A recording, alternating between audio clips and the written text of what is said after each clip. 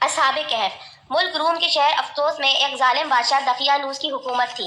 یہ شخص بتوں کی پوجا نہ کرتا، اسے قتل کروا دیتا۔ ایک دن ایمان والوں کے قتل کا منظر دیکھنے کے لیے چند نوجوان آئے۔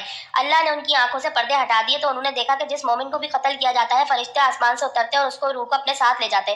یہ ایمان افروز منظر دیکھ کر وہ سب نوجوان ایمان لے آئے۔ بادشاہ دقیانوس کو سفر پر جاتے ہوئے اس بات کا علم ہوا تو اس نے انہیں 3 دن کی مہلت دی کہ میرے واپس آنے تک ایمان سے پھر جاؤ ورنہ تمہیں قتل کر دیا جائے گا۔ تیسرے دن یہ صاحب ایمان نوجوان کچھ مال لے کر رات کے وقت شہر سے رخصت ہو گئے۔ راستے میں انہیں اپنے خاندان کی بکریاں چرانے والا ایک چرواہا ملا جس سے انہوں نے اپنا ماجرا بیان کیا اور اسے بھی ایمان کی دعوت دی۔ چرواہے نے ایمان قبول کر لیا اور ان کے ساتھ شامل ہو گیا۔ چرواہے کا رکھوالی کرنے والا کتا بھی ساتھ ہی چل پڑا۔ یہ سب سفر کرتے کرتے صبح کے وقت شہر سے تقریباً 6 میل دور ایک غار میں پہنچے اور کھانا کھا کر سو گئے۔ یہی وجہ ہے کہ انہیں اصحاب کہف یعنی غار والے کہا جاتا ہے۔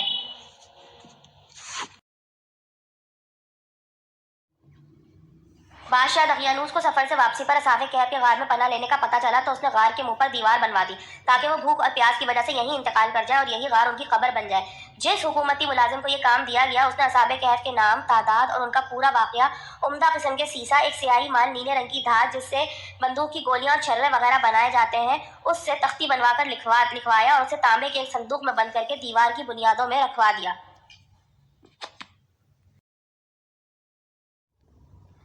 اصحاب کہف تقریباً 309 سال تک مکمل سوئے رہے۔ اس دوران کسی بھی آواز کے سبب ایک لمحے کے لیے بھی بیدار نہ ہوئے۔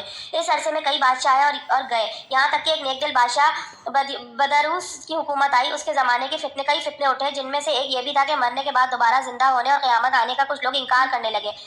بیدروس نے یہ حالت دیکھ کر بارگاہ الہی میں فریاد کی، یا اللہ، کوئی ایسی نشانی ظاہر فرما جس سے لوگوں کو مرنے کے بعد دوبارہ زندہ ہونے اور قیامت آنے کا یقین ہو۔ چنانچہ اللہ عز و جل نے بادشاہ کی دعا یوں قبول فرمائی کہ ایک چرواہے نے اپنی بکریوں کے آرام کے لیے اس غار کو چنا اور لوگوں کے ساتھ مل کر غار کے منہ پر بنی دیوار کو گرا دیا۔ دیوار گرتے ہی لوگوں پر ایسی ہیبت طاری ہوئی کہ سب وہاں سے بھاگ کھڑے ہوئے۔ دیوار گرنے کے بعد اصحاب کہف بیدار ہو گئے۔ حالت ایسی تھی جیسے ایک رات سوئے ہوں، چہرے تر و تازہ، کپڑے بالکل صاف ستھرے، نیز ان کا کتا غار کے کنارے کلائیاں پھیلائے لیٹا تھا۔ اصحاب کہف صبح کے وقت سوئے تھے اور جب اٹھے تو سورج غروب ہونے میں کچھ وقت باقی تھا۔